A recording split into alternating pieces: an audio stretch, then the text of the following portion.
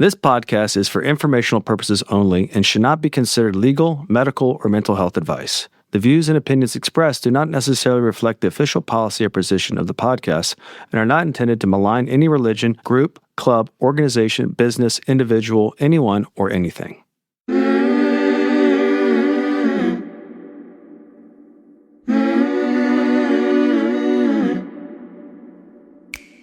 I'm Sarah Edmondson. And I'm Anthony Nippy Ames, and this is A Little Bit Culty. We woke up from a cult, and that journey was captured in The Vow on HBO and in my memoir, Scarred. Now, in this podcast, we break down the shame and secrets that make these experiences so destructive with honest conversations on how seemingly benign groups can cross into the cultiverse and how to spot and recover from trouble if it happens to you. Each week, we bring in experts, survivors, and whistleblowers to explore red flags, resilience, and even share a few laughs, because sometimes you gotta laugh. Subscribe to our Patreon for early and ad-free listening, some live Q&A, and exclusive content at patreon.com/alittleBitCulty. Welcome to Season 8 of A Little Bit Culty.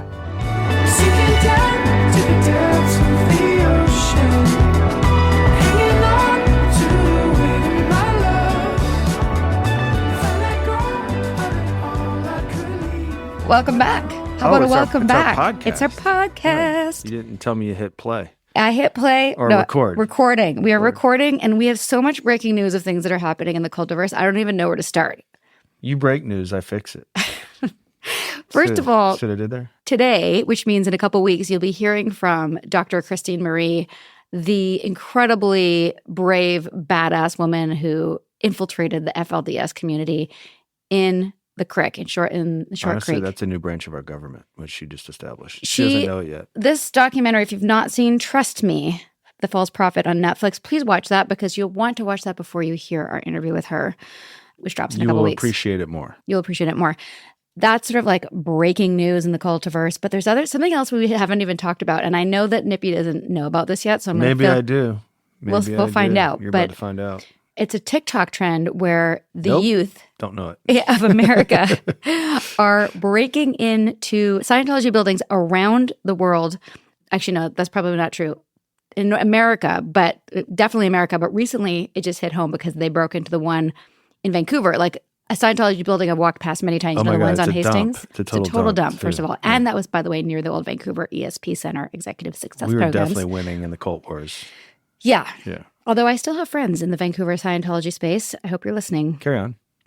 Anyway, so they're breaking in and like speed running through and trying to map out the interior and like with cameras on their heads so they can get further. It's like a game. It's like they're trying to get further and further in and like figuring out what's inside. Oh my God, it's a great use of TikTok. Well, it's such an interesting phenomenon. Like in one hand, like let's break apart the secrecy of it all and screw Scientology. Way to take a stand. I'm taking a stand. On the other hand, and I've heard Leah Remini talk about this publicly, it's not great because it's reinforcing for the Scientologists that the outside world is destructive and out to get them. And like it's not helping Scientologists get out, which is a problem. At the same time, I'm happy that there's like light being shone on the issue. So that's good. Here's the other thing. Like how many people are getting out of Scientology? You know, like, and how many people are left? Like, what are the forensics on Scientology? I have no idea. I don't know. They have a lot of real estate. But one of the things I thought was interesting in the news article that came out in Vancouver about it is they were talking about like this is a hate crime and it's against religion. And I want to write to the journalists and be like, that's not a religion. This is not a religion. They pretend to be a religion for the tax write-offs. They have to adopt the victim. Yeah, and I'm just like, why isn't anyone aware of that? So maybe it's time for me to write a harsh email to the journalists to expose. I'm going to just do it. Let ChatGPT do it too. I will, with lots of M dashes. Yeah. So those are some things that are happening. Yes, we're following. Yes, we'll probably do an episode on Nature Boy. Thank you for everyone who's been reaching out about all these latest things in the cultiverse. Is that a rapper? No. No? It is not a rapper. I know, Sarah. More to come on that. But anyway, who's our guest today, Nip? The Rensch, minus the W. Danny Rensch, no W. Today's guest, Danny Rensch, is no stranger to the show, but this time we caught up with him in person in Atlanta. In case you don't remember, Danny Rensch is the international chess master and Chess.com's chief chess officer. It's a CCO. It's a new title for all C-suites out there. Danny Rensch is back following his earlier appearance this season when we talked about his memoir, Dark Squares. Technically, this would fall into the sort of where are they now category, but it's too recent to make it where are they now? It's more of a follow-up because all this stuff has been happening in Danny's life. Shit. Yeah. He's doing shit. Danny Rensch makes shit happen. This time we're diving into what has happened since he was on our podcast last time, including stepping into the spotlight in Netflix Untold Chessmates. Have you seen it? This documentary. I have seen it, yes. Tell us about the documentary, Nippy. Documentary explores the rise, rivalry. I have a hard time. Not heated rivalry, just to be clear. And real life drama behind one of the most fascinating chapters in modern chess. If you're in the chess world, you've for sure heard about it. It pulls back the curtain on the personalities, pressure, and unexpected twists that turned a cerebral game into a global spectacle. And even if you're not into chess, I do think this is a fascinating documentary. We did watch it with our son, Troy, who's almost 12, and he really likes chess as well. And the only thing I would say is that there is mention of sex toys in the documentary. So if you feel comfortable explaining what anal beads are to a teenager, then... Which I did not. I didn't. I wasn't expecting that, but I feel like, I mean... You didn't seem too uncomfortable. I just was like, it's a thing that some people do. It was a difficult one. I pled the fifth. But the anal beads do have an important role in the documentary, and you'll see why. But it's not about sex toys; it's about chess. Anyway, it's a big leap, but you'll understand when you see it. And Danny's like caught up in the middle of it all, and this is a really fascinating conversation about the world of chess, about his world in general. Yeah, the world. We live in a world. We live in a world, Nippy. We live in a world. That's one of Nippy's thought-stopping cliches that he does with me when I'm guilty. I'd be talking about something, and his response will be, "We live in a world." Yeah. Yes, Nippy, we live in a world, and Danny talks about this world. We live in a world, Sarah. From the board to the big screen, Danny brings insight, honesty, and just the right amount of chaos to the conversation. This two-parter covers a lot of ground, and we had so much fun. It was so great to do it in person because we are going to be launching properly a YouTube studio here from our office. With his help. Thanks to Danny Rensch. Here's part one. Danny Rensch, the bench.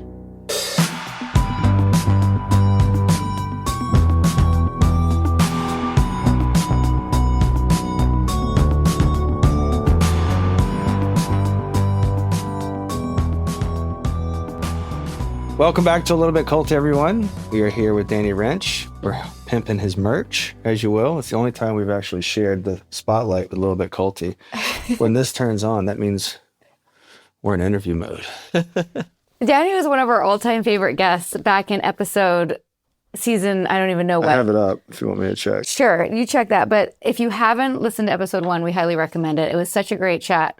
Two-parter, actually, where we talk about Danny's book, Dark Squares, how chess saved my life. We love this book. And Danny happened to be in town tonight for an event here in Atlanta. So here we are in our home interviewing Danny for the second time. And if you don't know who he is and have been living under a rock, he's an international master. He's the co-founder of, he is the, I was going to screw that up. I have like a mental block. Do you know there's a name for people who have a mental block about getting people's names right? Sarah. No, it's not. That's not it. The chief chess officer at chess.com. He is, and I wrote this when we signed his book. He had never heard this before, which was shocking, that Rensch rhymes with mensch. Okay. Mensch is means you're the most stand-up, awesome, character-driven, solid dude, and that is Danny Rensch. So welcome to the show, Danny Rensch. He's the first chief chess officer we've had on the show. The first chief chess officer. That's what happens when you make up a title.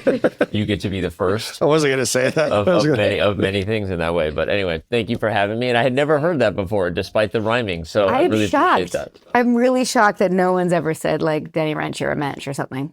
Thank you. Not a lot of Jews in Salt Lake. Or maybe not in chess? No, the Jewish community, there's a lot of I would say that would be something they naturally gravitate to. But and it is funny because, we're jumping right in. The leader of the collective, Stephen Camp, was Jewish. Okay. And he talked a lot about growing up in not fully Orthodox, but it was a very Jewish family, his upbringing. So there were some influence in terms of Judaism, in terms of some of the things that we did or whatever. But no, the term mensch was not used that often, which maybe is revealing, I guess, in hindsight. He's not a mensch. He wasn't a real That's mensch, why. Unfortunately. He's not a mensch. He was pretending to be a mensch. Pretending to be a mensch. And yeah, I guess you can't really pretend or claim it yourself. No. Someone else has to say Someone has to anoint you. Yeah. It's like manhood. Yeah. Yep. How you doing? I'm doing okay. I'm happy to be here. Thank you for having me. It's been a wild 24 hours, but we had dinner last night. It's great to meet you both in person. I'm actually most excited to talk about your book. So I've like destroyed. This is not the one that Sarah signed for me or that Nippy signed for me. This is just to have here, but there's some crossovers. I devoured your book over the last week. So I actually had my own notes in terms of things that really resonated with me as I've, continue to sort of, be a bit of an unreliable narrator in my own life, like coming to terms with things and having different perspective. And so I actually really enjoyed that. I know we'll get into that today, but I'm here for some wild book and chess event combos. We're gonna cover a lot of ground, but you particularly is, people, when you write a book, people are like, who'd you write this for? And like, who's your audience? And we have a couple of buckets, trying to get college kids before they go off into the world to protect them. But somebody like yourself who went through this, and obviously you've done a lot of deconstruction, you wrote your own book, you had to parse things apart and figure out, hey, what the happened to me? Yeah. And even when I spoke to you, I could tell you'd done a lot of that work. Was there anything new for you that you didn't know that was surprising? No, I appreciate that. I've done a lot of work, will continue to do a lot of work. But it's funny because when I first got the book, I was going to read it anyway because it's your book and I, wanted to kind of see what it was about. But I don't know that I necessarily put myself in the bucket of, I'm going to get a lot of takeaways from this. I wasn't thinking that way. And then I was like, I'm like, of course I would get a lot of takeaways in hindsight to just have a dialogue and have someone else show some frameworks about how you look at not just being in a cult, but how you deal with, just toxic and sort of, high demand, high control groups and environments. And so there were several things actually that were not new in the sense that like light bulb, but hearing the way you articulate a couple things. I know I told you last night at dinner, but I'm just going to jump in that one of the things that really resonated with me the most was this concept that you haven't given your consent if you weren't being told the truth. Mm-hmm. And that almost hit me hard, like emotionally. I was one of the things that I've struggled with the most, for anyone who's read my book knows or not, is that what went down with me and my mom in particular was a very complicated, very like manipulative way that we sort of came to agree to our own separation, which was not just super fucked up, but it was like she was allowing me to be abducted and I was, convincing her that I was okay with it while like 12 years old crying through gritted teeth, and while her like framing this idea that, well, you better go because you're going to destroy my marriage. The whole thing was just like so messed up. Mm-hmm. But one of the things I've struggled with for many years, and probably will still, is that the tears I have cried about the idea being my idea, that I was somehow choosing to be taken away from my mom, that I was not just on board with it, but I was to blame. And so years later, I'm just going to, we don't care about my book today, like twist ending, my mom ends up dying young. I lose her anyway. I've had to do so much work to repair my relationship with my siblings where like they blamed me because they were younger than me, right? Not anymore, right? But in their very young world, they also were sort of told, well, Danny wants this and this is his idea, right? Right. And so you're doing this you're sort of doing this repair while you have, as you also said in this book, spiritually gaslit yourself for like a very long time. That first of all, I gaslit myself to believing that I was on board with this because of the spiritual mission, but then to try to reconcile that I was a child and give myself the grace. That was never an okay thing to do, even if I did think I was on board. But then this third layer I'm now getting to from reading this, and that hit very hard, which is that, wait a second, I'm not accountable for cooperating in something where I wasn't being told the truth. Mm-hmm. And that really hit hard with me. There are other specifics. I really do have notes here, but I wanted to start with that because that I haven't even had a chance to talk to Shauna yet, my wife, about that, just because it was really interesting for me to be able to rewire some of my own self-blame and shame over what ended up being the most explosive moment that tore apart my family and all these things that we dealt with from years later. So just giving myself a little more grace, it was helpful. There's betrayal there. Yeah. Yeah, and what I hear you saying, correct me if I'm wrong, is you were still taking responsibility for something that wasn't your fault. Yes.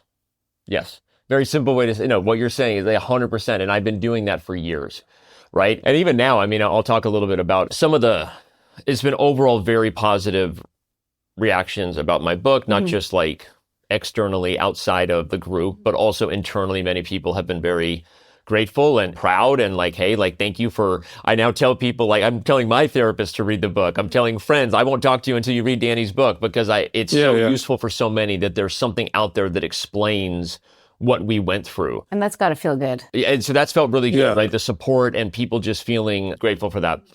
But the only negative reactions I've had, the first one I'll just say quickly because it was, I think I expected that there were some people who would feel that this wasn't the whole story, but as I've said many times, it wasn't my job to tell the whole story. Right. I actually was not writing a cult expose. This was not meant to be the tell-all. Not that I don't respect people who want to do that, but that was not my goal, right? I was not going to tell people's secrets that weren't mine. Right. I wasn't here to expose people who had, victims who weren't ready to talk about it yet, right? There were all kinds of reasons why You're never going to get it right either. So I think there were some people who for whatever their own reasons, feel like I'm getting credit for telling the story of our group when to them, I didn't tell the full story. So, but I would argue that's their own motives and their own agenda, not my problem. Right. But the only other part of it that has been interesting has been people's reactions to, back to your point about taking responsibility for something that wasn't mine, people's reactions to what I acknowledged was an orchestrated abduction, right? I was taken away. This was under the auspices and the guide of it being for the spiritual mission, biological relationships being just, expendable. Yes, I was technically moved in with my dad and my stepmom, but really I wasn't. They were just sort of used to leverage and take me away. I was basically just orphaned in plain sight.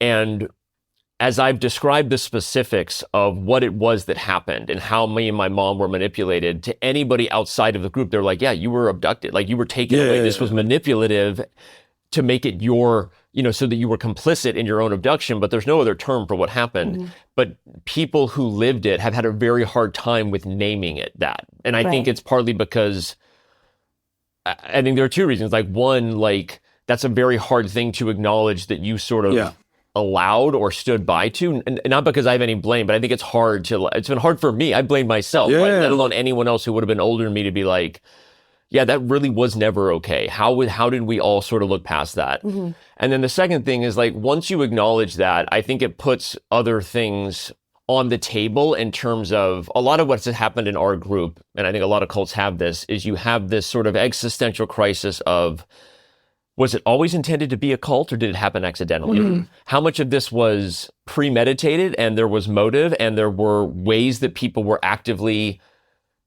literally taking advantage of people emotionally and psychologically versus absolute power did eventually corrupt absolutely, but it kind of just snuck up on everybody. And I think if you put people in buckets, those camps are still figuring themselves out. Yeah. Mm-hmm. People are still struggling with it. And I think to acknowledge that something like that could happen and that there were enough dominoes in place that in hindsight, there was no way there wasn't at least some part of it that was premeditated, even if you thought you were doing it for the best.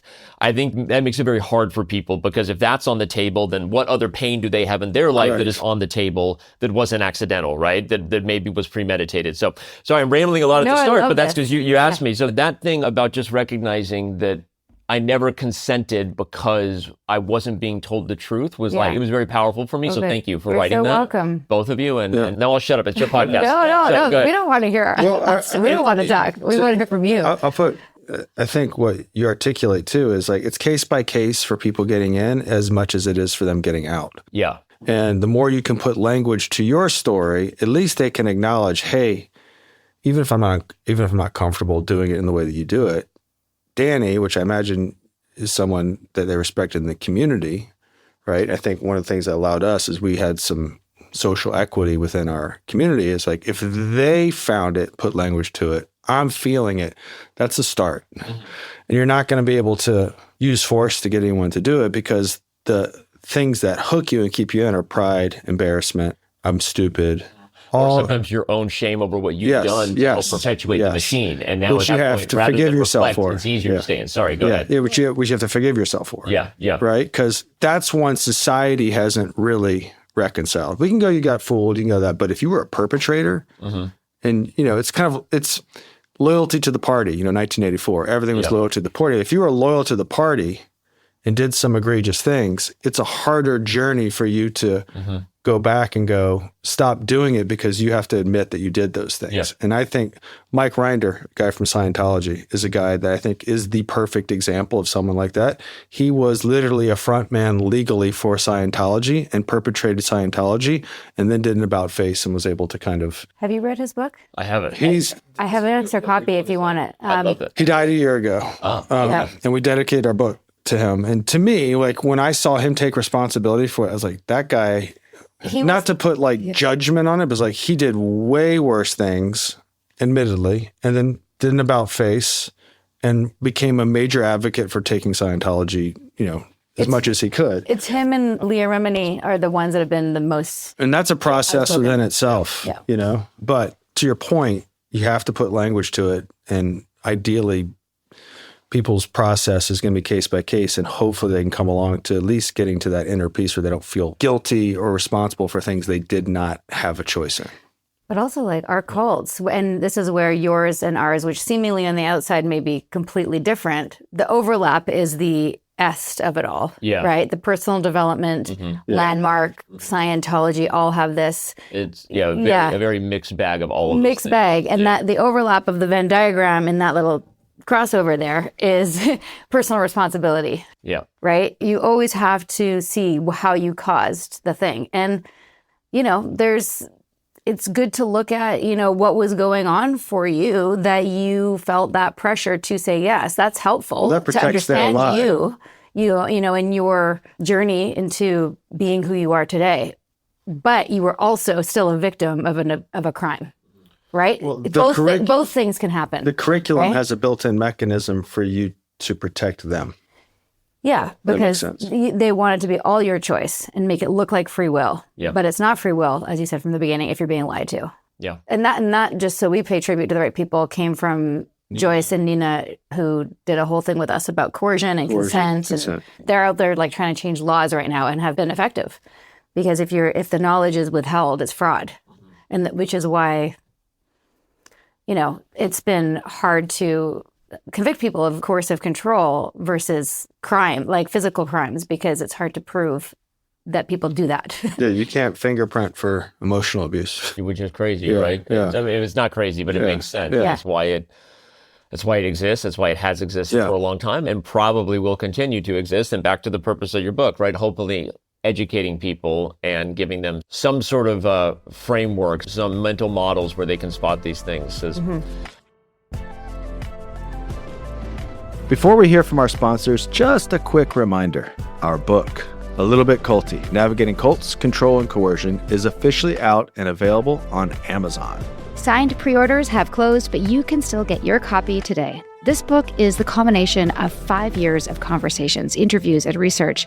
Everything we've learned about how people get pulled into high-control groups and how to avoid, escape, or heal from them. If you've been listening to the podcast and want a deeper go-to resource, this is it. Available now on Amazon in print and as an ebook for Kindle. And yes, the audiobook is coming soon, narrated by us. Just search A Little Bit Culty and grab your copy. Do it. Thanks, everybody.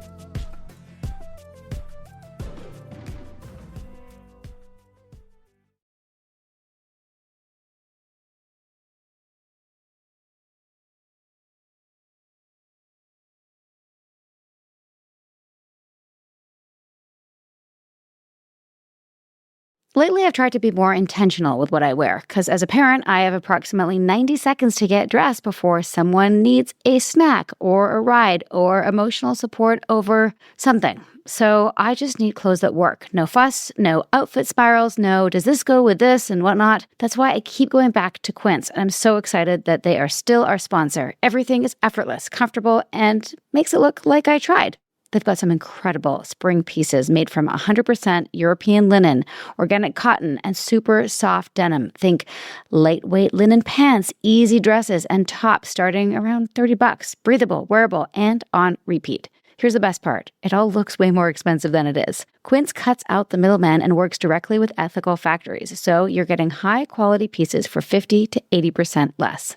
I am lucky enough to go away on a little Mother's Day trip, and I needed to upgrade a few things. And I'm so excited to say that I got some incredible bathing suits. I also got a bunch of basics like an organic cotton micro rib scoop neck tank in heather oatmeal. But my biggest obsession is 100% organic cotton gauze smocked sleeveless maxi dress in ocean breeze. So that's like a light blue. So thanks to Quince, I can look like a semi-functioning adult, even if my morning has already been chaos. Refresh your everyday with luxury you'll actually use. Head over to quince.com/culty for free shipping on your order and 365-day returns. Now available in Canada too. That's QUINCE.com/culty for free shipping and 365-day returns. Quince.com/culty. Raise your hand if you're currently walking around with scratched up glasses because getting new ones feels like planning a small wedding. Just me? I have been squinting through a scratch for weeks, maybe months now. Anyone tighten those tiny little screws with your fingers?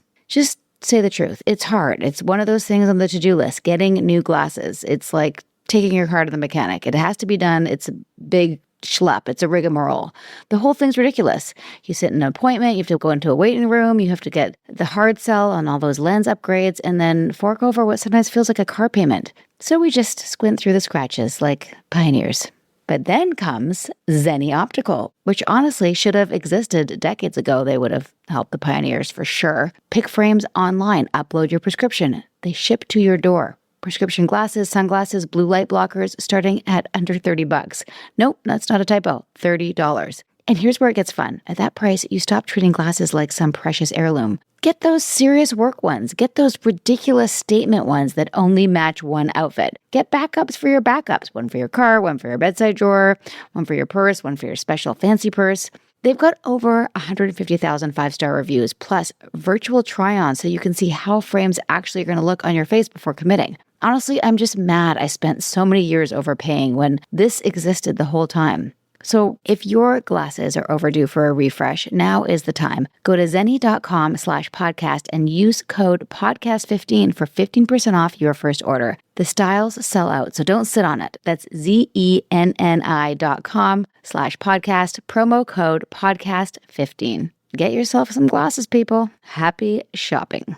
Okay, parents, let's talk life insurance. The boring grown-up stuff we pretend that we've handled. You probably have a policy, but do you even know what you're paying or what it even covers? Spoiler, you're likely overpaying for a measly payout. And here's the kicker. If it's through work and you get laid off because, well, life, your payout vanishes faster than, maybe your kid's chore list. Yikes. That's why we are super excited about our newest sponsor, SelectQuote, so you too can sort out this mess. These folks have been at it for over 50 years, hooking up more than 2 million of us with $700 billion in coverage. Their agents work for you, shopping 10 carriers in 15 minutes totally free, nailing the perfect fit for your health and wallet. No doctor poke and prod? Boom. Same-day coverage up to $2 million. Got high blood pressure, diabetes, or that heart thing?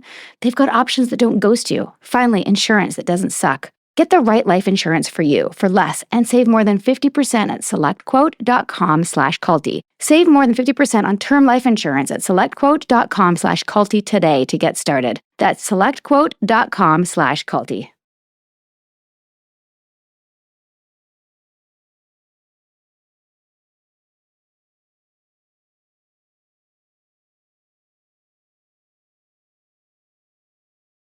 Sponsor break's done. Back for more culty stories. So many of the things she said just like popped into my brain, I think, just in reverse order. The idea that self-responsibility is at the core of attracting a lot of self-improvers and seekers. Mm-hmm.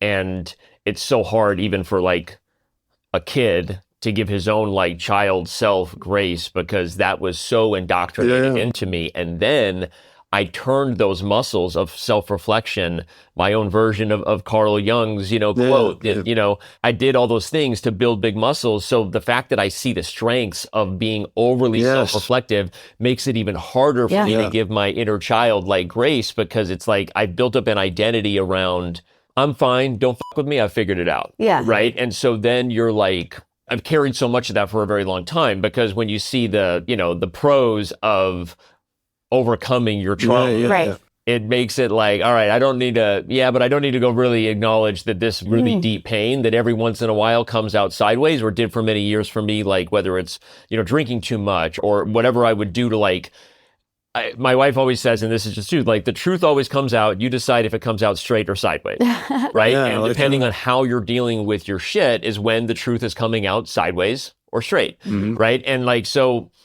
this has probably been, there's a top 3, top 5 list, but I think of all the things I have personally struggled with, regardless of how you would objectively rank it in terms of the abuse I went through, personally struggling with that I was not responsible for orchestrating my own abduction. Like I was a kid.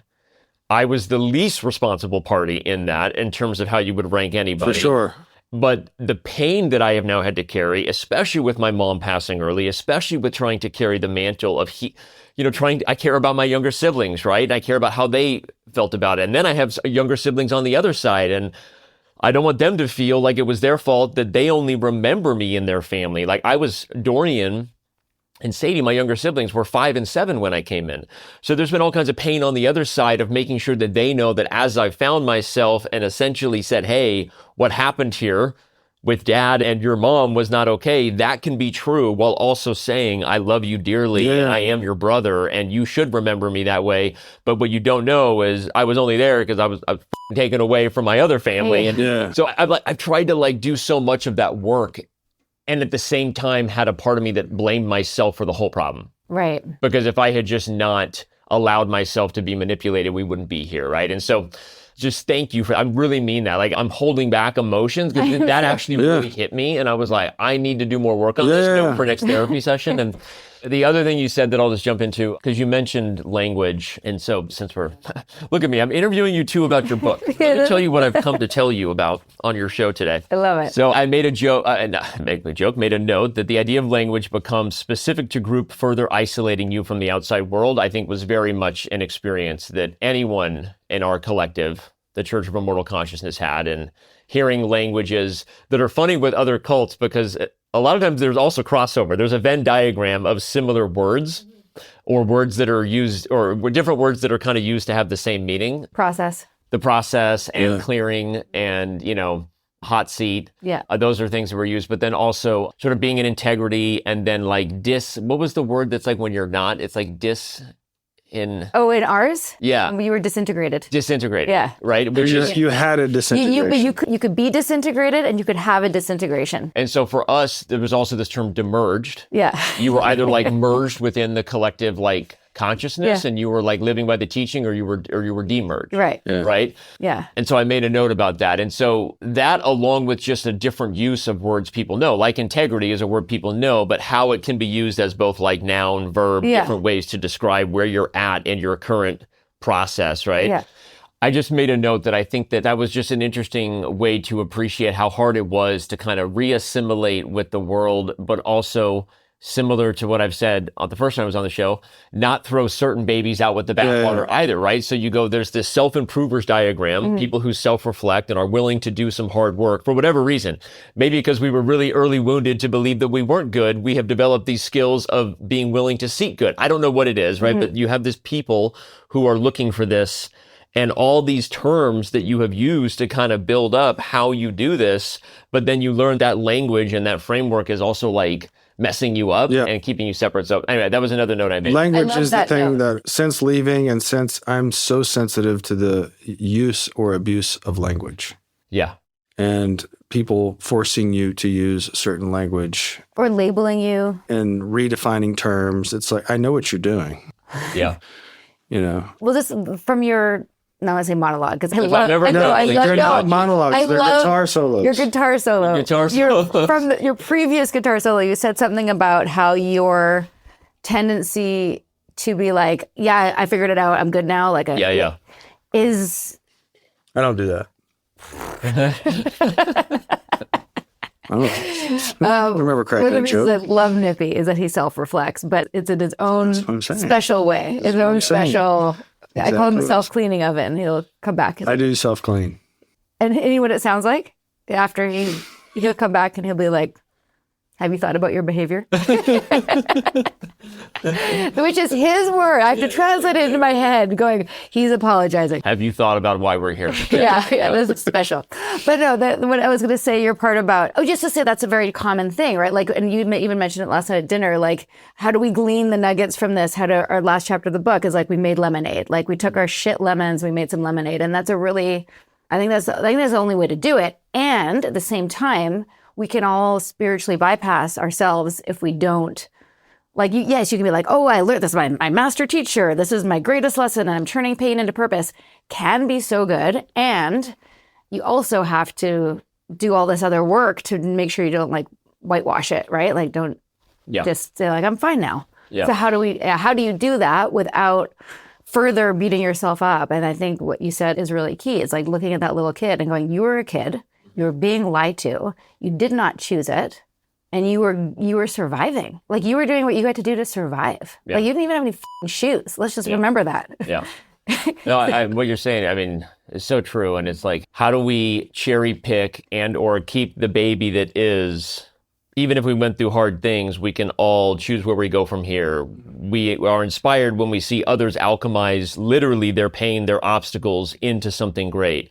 We can be the author of our own story going forward, right? And so like, you want all those things to be true. And ultimately, as long as someone is still physically here, on the planet, that probably is the best way to try to move forward. But how do you do it without whitewashing? Because if you go too fast, your pain will come out sideways. You will develop habits that aren't good, not just substance abuse, or as I share about in my book that I went through, but any type of, anxiety.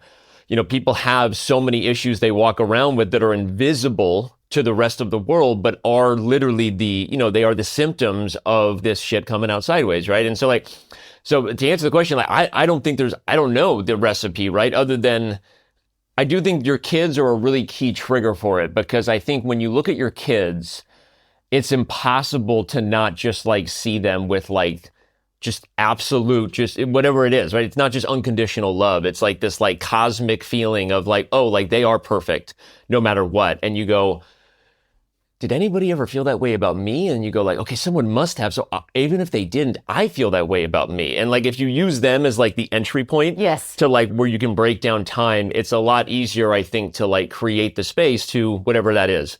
Cry, grieve, let it come up in therapy. And so because when I was hearing you ask the question, it's hard for me, because I really do believe in these things. I genuinely believe we are not what happens to us. We are what we choose to become. And it is very important in the message I shared that I wanted to share a message that wasn't just shooting people with blame. It was no. What matters here is how we figure this out and how we have made lemonade, right? But I want to do that without being dismissive that there is real pain and real hardship and really fucked up things, that I'm not trying to rewrite the past, right? I'm trying to acknowledge it so we can free ourselves from it. That's but that it always sounds easy when you say some bullshit inspirational phrase, but it's very difficult to actually hit the through line of that on a regular basis when you're a damaged human being. So I guess, I'm just agreeing with you. Another reason why I like the book, because I think also the way you guys wrote it in terms of quick segments, I could see this book being used as a reference guide where someone's what the hell were Sarah and Nippy saying about that? Let me just find that chapter 13 on gaslighting or whatever. That's exactly what I was going to say. Yeah. So I think that was also useful, even though I read it very fast. So it's interesting stuff to try to navigate. I don't get to talk about this a lot with my wife and my therapist. And, a few relationships I have, but I don't have a lot of conversations with fellow cult survivors. So forgive me if I'm talking too much. You're the dream guest. I was telling Sarah, it's he can put language to it. I was listening to you 1.5. You sounded like a little Ben Shapiro. So no one listened to this at 1.5. I was wait, is that fucking Ben Shapiro? Because he talks at 1.5. But you put language to it. You've done work that I think also puts different language to it. It's kind of the same thing. So other people, if they don't relate to how Sarah and I are able to articulate it, they can relate to how you articulate it. And we just ask the questions, and the dream guest is just let them go. Yeah. Let them do their things. And then, thank you. Yeah. Thank you for doing that. Of course. I find it very helpful. Oh, us too. I mean, talking to other survivors is like really why we are still doing a podcast 5 years later. Like we did it during COVID when we weren't acting anymore because we'd gone back to acting after NXIVM fell apart. And then that shut down. So we were already having conversations. Why not, record them? And then we didn't realize how, cathartic it would be. Like it's, it's selfishly like for us too, like we always learn from our guests and sometimes we cry and sometimes we have guests that like, aren't great, like some people are better than others. I wouldn't use that language. They're at different parts of their journey. Yeah. If they're still in major trauma and aren't articulate, it's very hard for us. We've even had a couple where we've been like, we should probably not air that. Mm-hmm. Just because, it's not good for them. And kind of what you're saying, if I'm frustrated with this podcast in any sort of way, it's because it's niche. And I think what we're talking about applies to so many things that are going on right now. Yeah. And the word cult kind of gets people to kind of tune out sometimes. And I think the abuses of power that go on in cults go on in everyday life. And I'd love, not that I want our podcast to be Joe Rogan, but I'd love the conversations, even if we're not having them, to kind of manifest more into the zeitgeist. So this polarities that which you and I were talking about last night, no one's allowed to have a central belief system, can at least at least get people to put their sabers down and recognize, hey, Western culture, if we all come together and aren't polarizing, can be a pretty amazing thing. And we don't have to indulge the polarities, which are a little bit culty. And in some cases, the 10% on each side are the cults that are tearing apart a lot of things where people would like fundamentally value the same thing. And sadly, capitalism is indulging their narratives because it's a capitalistic model. Because people buy in fear. Yeah. People protect in fear, which is also a form of, buying. And I think, I'll just say it. Obviously you touched on the elephant in the room. No one wants to talk politics anymore because the extreme left and the extreme right will eat you alive in the comments. Also is afraid. Yeah. But those are the cults of politics. But I'll even address like a bigger, more, maybe not imminent, but an evolving cult under our nose. You have the cult of AI. Yeah, we're talking about last night. I want to talk about a world that is talk about a cult that, how many cults ended in mass suicide? What you're talking about is like this commitment to an obsession to achieve whatever it is we think we're creating in this sentient being idea without anybody stopping to ask, like, one, like, what's the ROI? Is this a good idea? Two, like, how did we get here? Right. And again, I am not a Luddite. I am not like I live in the world of technology at the intersection of business, which drives innovation. I believe in the future of humanity. I'm an optimist at my core. Me too. But I also think when you have conversations where the leadership of these environments, from Altman to Musk, to Dario, to you name it, all kind of have acknowledged in their own way that we are committed to winning this race, knowing that whoever gets there first controls the future, and we may not all like that future, right? And you have a bunch of people who are sort of high on their own supply with the obsession that drives whether it's determinism or something. And I think there's again, I don't even know what the solution is. I get asked about this a lot right now, which is shocking for me as just a chess person who has a company, that they want opinions on how chess has navigated this existential crisis that computers became better than humans long ago. And we figured out a way to not just create a healthy ecosystem with guardrails, but a thriving one. Yeah. I don't know where the applications can be realistic to capitalism, which is inherently zero sum. Yeah. But it's an important conversation to have because you have so many people in the Heaven's Gate cult who there were people who escaped at the last minute, and then people who would come out and be like, the amount of people I left behind who were like shaking with fear at night and questioning, why are we doing this? And then it ended. And then he's like, I saw an interview with someone who got out and said, like, but then they were there and they were a part of what happened. And I know that's a very dark comparison to draw, but I just think there should be conversations about, whether there's a way to invest in technology and put up some guardrails so that we're not worshiping a future overlord who's not the best cult leader. Like, maybe we don't want to be in that cult. I don't know. I know that's a crazy comparison to make. No, not at all. I don't think so. It's a real-time thing. And that was actually one of my questions is, since you're famous in the chess world and now you're bringing in this other like side story that most people didn't know about, right? The cult story. How does the chess community like embrace that or not embrace it? Are they interested in it? Do they want to know more? Is it weird for them?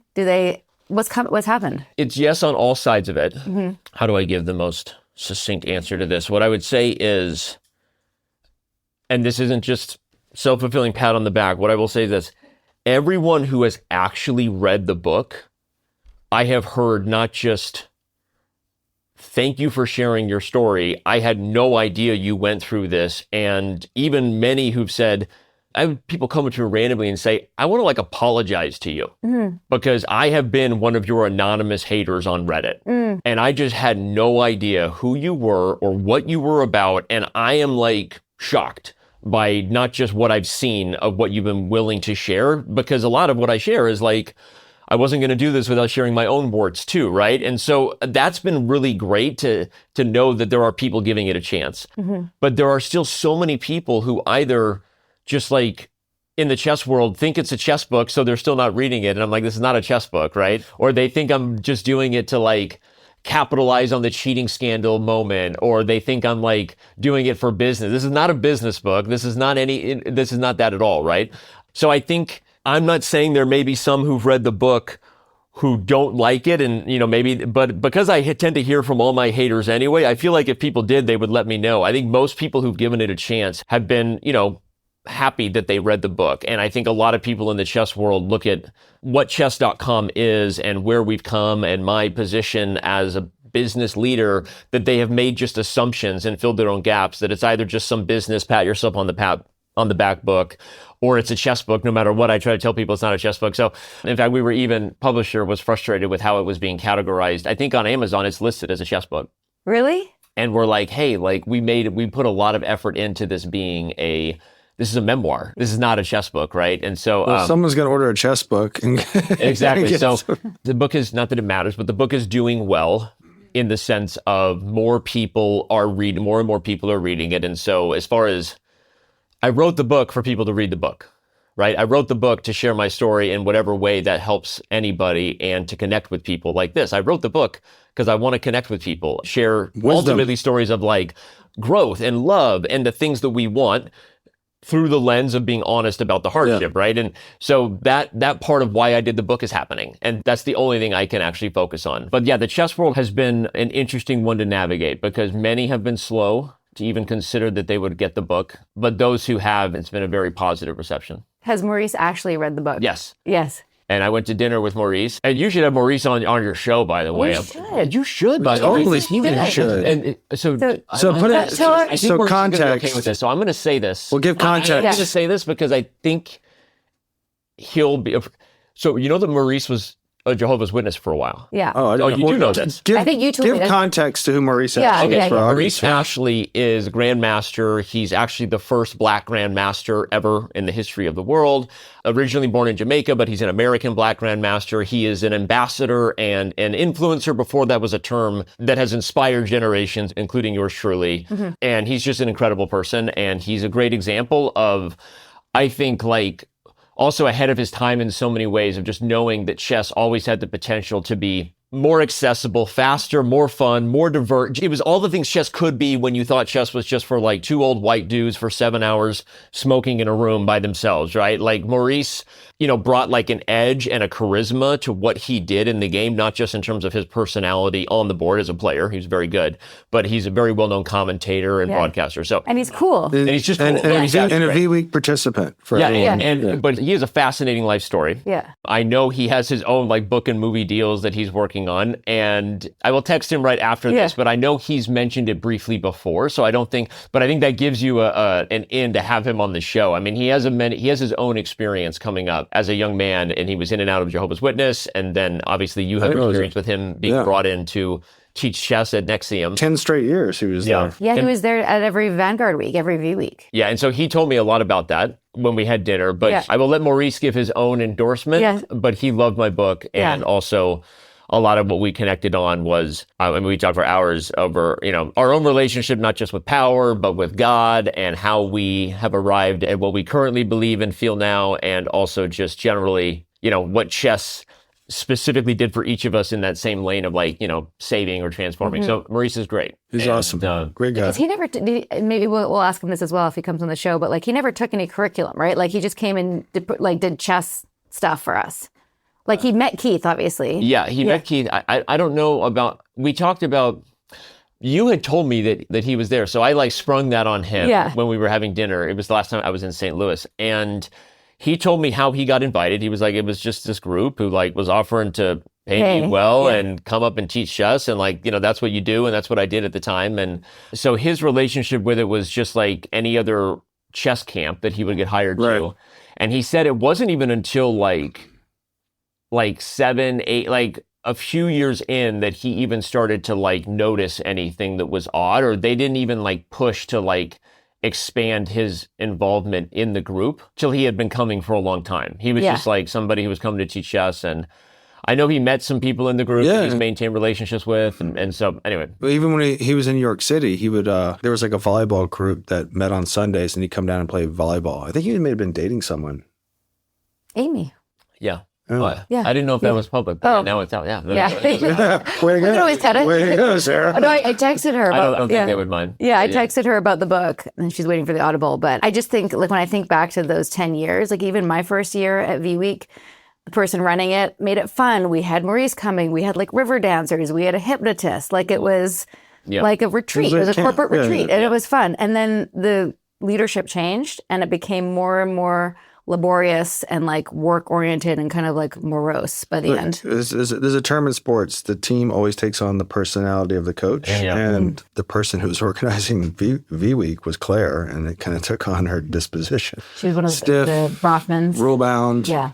Like a bad business move. No, it was really bad. Like the way you get high achievers and you bring them in the front door, recruitment is based on, reaching people where they're at, right? Not asking them to do something they don't want to do. So that seems like just a bad business move. That's well put. So many bad businesses. So many bad businesses. We could spend a whole podcast talking about all the shitty business things that Keith Raniere did to make Nexium not thrive. You can start with branding women. Branding women was also really bad. Top. That should be number one bad move. Like, I even said that in the moment. I said, guys, like, people already think that we're a cult. Like, you think this is going to help? Like, where is this in the PR? Like, whose idea was this? Just going to go on the brochure? Yeah. Yeah.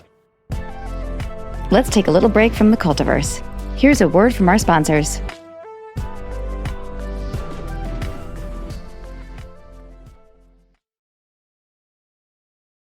This episode is sponsored by BetterHelp.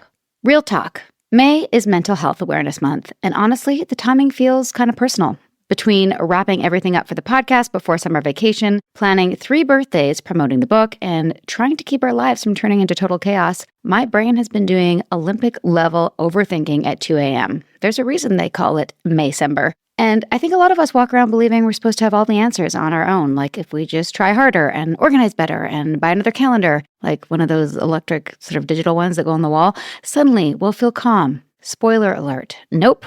That's one of the reasons therapy can be so helpful. It's a space to get unbiased support. Talk through things with someone who's actually trained to help, and stop carrying everything by yourself, because no journey is meant to be done alone. Resentment, anyone? BetterHelp makes getting started simple. Fill out a brief questionnaire and get matched with a licensed therapist. And if it's not the right fit, you can switch anytime. Sometimes the strongest thing you can do is let someone support you. You don't have to be on this journey alone. Find support and have someone with you in therapy. Sign up and get 10% off at betterhelp.com/culty. That's betterhelp.com/culty. Wayfair, every style, every home.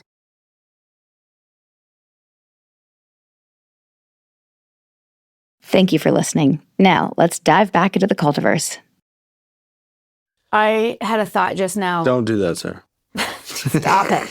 When you were talking about Maurice, and this might be totally random and maybe a stretch, but I just couldn't, and maybe this is also going on in my dreams last night because I was thinking about all these things we were talking about. The rook and the king and the queen. Rook and the king. Yeah, but like specifically, do you think your experience in a cult, or maybe Maurice, or like, did that emotional template set you up also for being good at chess? Like, is there an aspect of like maneuvering around manipulation and strategy that made you a better chess player? Does that make any sense? Reading people, I mean. Interesting. I mean, I haven't given a lot of thought to that. I've been asked questions around like, would I have gotten good at chess if I wasn't in the cult? Because you have this like, multiverse chicken or the egg kind of thing, right? The self-worth I derived from being good at the game, then getting kudos from the top becomes a self-fulfilling machine. Yes. maybe I had a talent. So, but as far as chess itself, I think chess has a lot of pros and cons in terms of the types of critical thinking it helps people develop. Like, I mean, literally, not just like think before you act, but if you can, think multiple moves ahead. Right. And the world is not all about you, because the success you're trying to drive at is dependent on what someone else is going to do, both in terms of them trying to stop your plan, but they have their own plan, and maybe their plan is going to be faster than your plan. Mm-hmm. And I could keep going with this. So there's a reason when we're on panels, we're always asked to give these. So I can give you a million, some a little more like I believe in, some a little more just like sports cliche. It's chess out there, not checkers. But I have a million metaphors for how chess has developed and can help people develop strategic thinking and be thought leaders in different ways. And they are, many of them, very real. Like I said, some of them are like, I always joke that the sports cliche, because they say, it's a chess game out there, Bob, not a checkers game, whatever, right? Yeah. But they say that without even knowing that the coaches, whether the coaches play chess. I'm kidding. Yeah. But as far as like the actual framework of chess and doing all of those things, anticipating your opponent's moves and thinking about how to develop your plan in relation to what someone else's plan is, I would say it also has like backfired at times, because a lot of chess players develop a pretty deep sense of paranoia. And it wouldn't be extreme or a stereotype to say that a lot of chess players struggle to trust people, and that it can affect their relationships, because part of being a good chess player is anticipating the worst possible outcome all the time. It really is. And so because there are two ways I've framed this when I've taught students, which is eventually with kids, you get them to stop playing hope chess. And hope chess is, I'm going there because I hope they don't see my next move. And they get crushed when they start playing good players. Hope chess doesn't work. Or then the next stage of hope chess is if chess. That's where I am. It's like they say like, this works if they don't see this idea, which isn't totally one move hope chess, but it's similar in terms of the plan is an if. It's if dependency, not concrete. And eventually you get, kids struggle with this jump, which is actually fascinating advice for kids, because the reason is they associate being concrete with losing options and imagination. They like seeing that the cloud is an elephant, and we want that for kids, right? But eventually you want people to develop plans that expect the worst possible outcome for yourself, and it's still a good plan.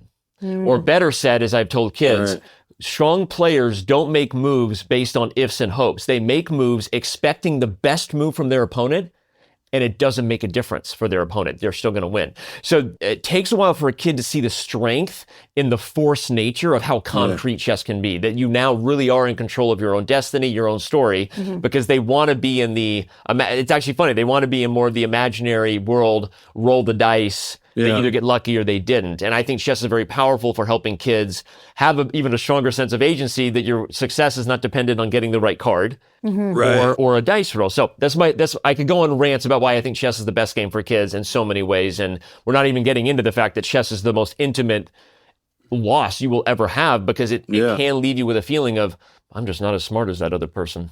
And that's not totally true. But if you're not equipped to deal with that, people run away in a hurry from the game because of the intimacy. I talked about that. My mom's biggest lessons for me was helping me be someone who could face the music in my life, right? I mean, I have a whole chapter where my mom was like, you're not going to run away. You're going to learn how to face the music, right? And chess teaches you to face the music, or you get the fuck out, right? You can't stand the heat. Yeah, it's like sports. More than any, but in team sports, there's also like bad call by the ref. They didn't pass me the ball. When I think ultimate team sports, the right leaders of that environment are all like fully, radical ownership. They are extreme owners of everything. And that environment, when you have a bunch of human beings like that on one team, leads to championships. For sure. But in Division coming up, what is a lot of parent peewee football like? It's like, why doesn't the coach let you get the ball more? Or why does the ref always make a bad call there? Like, there's a lot of victim mentality when you have the option to point. Right. And chess doesn't have that, right? So I'll get off my soapbox about how good chess is. But to answer your question, I think there were obviously pros that have turned me into a critical thinker, and maybe the fact that I started teaching young gave me even more of an ability to articulate my critical thoughts, and I've really always valued reaching people kind of where they're at. Yeah. But I also would say that there's a lot of like chess that can, off the board, make people like hesitant to take the kind of risk you should take in a relationship to put yourself out there, right? Or it can make you a little bit like paranoid about someone's intentions, and you're always filling the gap with the worst possible motives. And I will be real that I deal with these types of people all day. Top chess players are some of the most paranoid, accusatory, fill the gap with the worst possible motives human beings on the planet, which is just, it's not healthy and good. And even someone, I wrote my book on this premise. It's been one of the things I've had to defend. I had a question from a woman in the audience the other day. It was like, I just don't think you're angry enough. Like you should be more angry. Like that was her view, right? Yeah.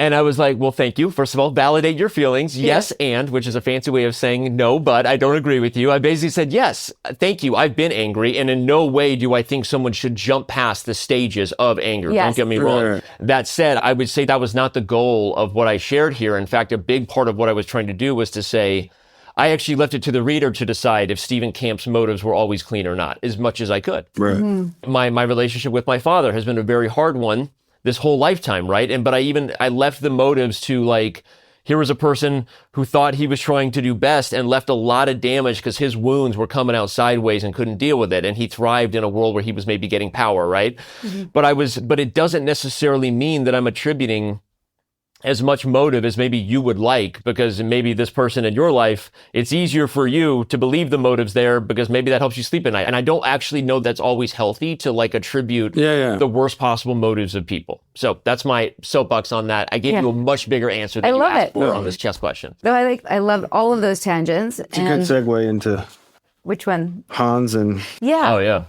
Speaking of motives, and I'm not sure when this episode will air, but last time you were here, your book had just come out, and it's been, I think, like 8 months since we spoke to you. I actually don't know. November 6th. September. So that was about that. Yeah, September, but the episode dropped November 6th. Okay, got it. So look at your memory on that. I just looked at it. Oh, you got it right now? But he is kind of Rain Man. No, I am. I'm an excellent driver. Yeah. You could ask him like where any college quarterback went to school, and he knows. Yeah. So. Yeah. Another episode. Individual skill sets that I do not have. Anyway, also, so what's happening for you right now is the book's out and this documentary's just come out. Yeah. So how has that been for you? And like, what's the feedback been like? Are you happy with it? Tell us everything. For anyone who's watching this, no matter when this comes out, the documentary is the Netflix Untold documentary called Chessmates. It was around, we can probably even do like the little edit of show whatever we're allowed to use with fair use, little preview of the episode right now on the screen. Boop. So you should watch Chessmates. I think I want you to watch it. Watch it. Say that I've had like a lot of mixed feelings about it, and there's been a lot of mixed reactions. On the one hand, I don't think the documentary did justice to my full side. Now, again, I knew that coming in. Yeah. We agreed to do this. We had no editorial control. Anyone who reads my book will get a much fuller view of my perspective in the relationship with Magnus and Henrik Carlsen, the greatest player of all time, and his father, what led to the scandal, as well as my longer history with Hans Niemann than a lot of people know. And so if I was to be specific on the 3 buckets that I don't feel were justice, in the end, where the episode rapid fires what people were dealing with during this explosive scandal, they purposely, especially because I know we did 3 days of recording with them and I know what we said to them, and I understand this too, that this could have been done without motive by Netflix, speaking of not wanting to attribute motive. Mm-hmm. It's complicated to give a large audience the nuance things deserves because you lose them. It's confusing. So I'm actually I'm gonna complain, but also hold space that I'm not giving motive. See, I'm doing my own work, right? So 2 things can be true, which is they did not tell the full truth. That doesn't mean they were motivated or not, because it's complicated to show the whole thing, which is they edited it in a way that implies that, Magnus was gaslit by chess.com, that we somehow promoted the scandal, when in reality, my book starts with the very direct conversation where I told them not to do this, regardless of the evidence or Hans's history as a cheater online, that this was a bad idea. Mm-hmm. And that many of those conversations, while Magnus says in the episode something like, Danny says a lot of bullshit, Danny talks a lot, whatever Magnus says. So this is water under the bridge at this point with Magnus. It's been a couple of years since they filmed with Netflix, so we're good on this. And I can really share my perspective on this, that the way they edited the cut to make it look like Magnus felt like he was gaslit or that we kickstarted the scandal, that was just not fair at all. Yeah. And so not only did I tell them I didn't agree with what was about to happen, regardless of Hans's history, but to the point of having conversations where Magnus in the episode says Danny talks a lot and bullshit. The truth is, like, I would argue there was a lot of nuance in the situation the whole time. It's like a version of, hey, like, do you think there's cheating? Well, there has been cheating, and like there is some suspicions. We're going to have to keep looking into this, which was said, and or it. We had a lot of discussions about it, but it wasn't like we were encouraging the scandal. And I feel like the way that was edited was not fair.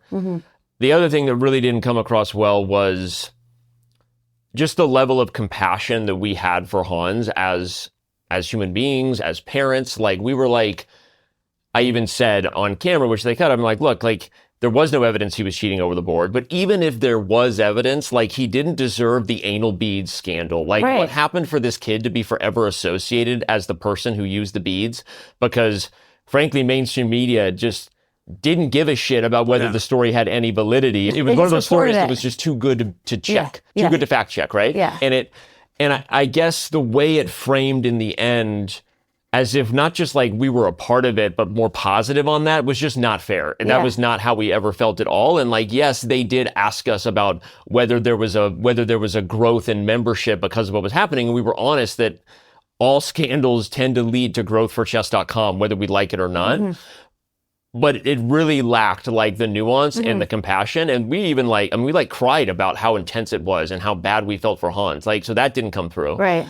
And then the last thing that I really didn't like is it goes as close as it can to implying somehow that Hans like got a bunch of money and like the agreement to move on. Like, ultimately we agreed to move on and Hans came back to chess.com, but we're not allowed to talk about what it was when this lawsuit ended. So I don't know what Hans is saying when the camera's not on to have them imply this, but the reality is like, that's just not true. In fact, the case, like, you wouldn't even know this from the episode. The case was dismissed in federal court with prejudice, which means he couldn't even bring the case back to federal court if he wanted to. Like, every aspect of his conspiracy claims and his defamation were completely dismissed in court. And so that's not clear. That's not there at all. Instead, they implied that he like got rich. And so that was a completely misrepresentation of what happened at the end. Like, that lawsuit was completely destroyed. And then, yes, after it was completely destroyed, there were conversations about what does it take for everybody to take their marbles to go home. That did lead to an agreement for all of us to start playing nice again. So we don't even like to use the term settlement. Like, that's not even a fair way that we have represented. This was from our perspective, like, you got your ass kicked in court.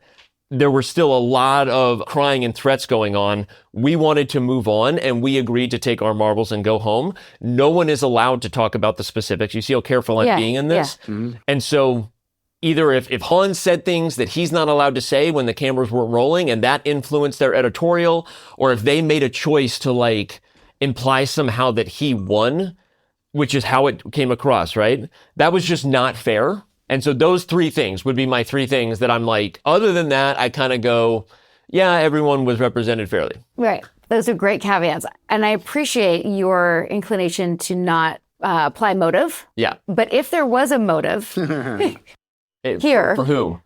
Netflix. Yeah. I'm going to say it so you don't say it because I wasn't involved, is just the motive to create drama. Yeah. Yeah, 100%. You know, clicks, exactly. It's Showing just, the whole truth in a nuanced way gives people enough clarity to go, all right, well, I understand everything now. I'm not going to talk about it. They want everyone leaving. Untold's brand thrives on water cooler talk because they relied that they frame it as confusing as possible so that people show up at the water cooler the next day. Making shit up. Exactly. And two people could have seen the same thing, and one person says, I think Hans is a lying cheater. I think the chess.com guys are total douchebags. That's what they want. Right. They want people to see the same thing and have different conclusions. Right. Sinking down to the depths of the ocean, hanging on to the wave of my love. If I let go of it all, I could leave, but I know I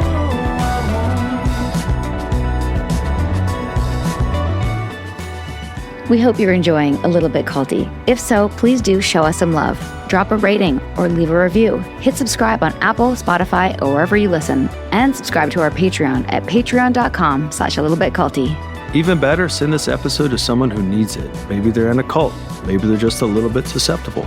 Or maybe they just love a good story. Spread the word, spread the love. Thanks for listening, and see you next time. A Little Bit Culty is a Trace 120 production. Executive produced by Sarah Edmondson and Anthony Nippy Ames in collaboration with producer Will Rutherford at Citizens of Sound. Our co-creator is Jess Temple Tardy. Our production coordinator is Leslie Dinsmore. Writing by Sandra Namoto and social media marketing by Eric Swarzinski and Brooke Keene. Our theme song, Cultivated, is by the artists John Bryant and Nigel Aslan.